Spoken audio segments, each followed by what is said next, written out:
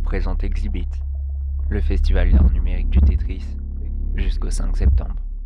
Jingfang Ho et Ling Jiwang, des artistes franco-asiatiques, imaginent une œuvre calme, reposante et même hypnotisante. Cette œuvre amène le spectateur à une réflexion sur la vie humaine. Dans un univers où rien n'est immobile, voilà la première œuvre qui ouvre l'exposition Exhibit et plonge le spectateur dans un monde vaste et abstrait. C'est une peinture de Li Jiwang et Jingfang Hao. Ce sont deux artistes chinois franco-asiatiques. Et on a face à nous, quand on rentre dans l'exposition, un tableau donc, qui est de taille assez moyenne. Donc c'est un énorme fond bleu avec un petit point blanc lumineux qui se déplace.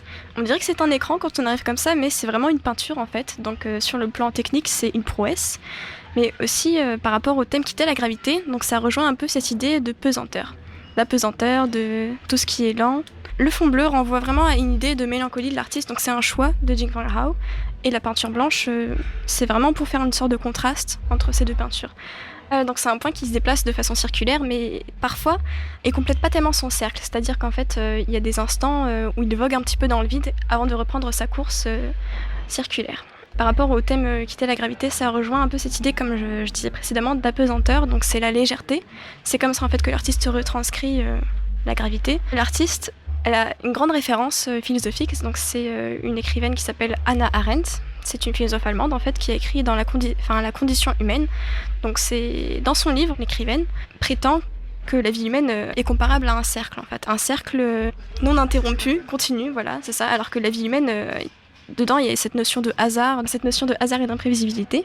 Et donc un peu c'est cette notion-là que Jingfang Hao a décidé de retranscrire. Donc c'est pour ça que le cercle en fait n'est jamais au final vraiment un cercle, c'est plutôt une boucle qui est à deux doigts de se refermer en fait, mais ne le fait jamais. Donc par rapport à équité à la gravité, c'est aussi dire oui, donc la vie humaine c'est un cycle avec des habitudes alimentaires, des habitudes de vie quotidiennes, mais pas forcément qui nous définissent sa vie en fait. Donc ça rejoint aussi cette notion de liberté, mais aussi philosophique.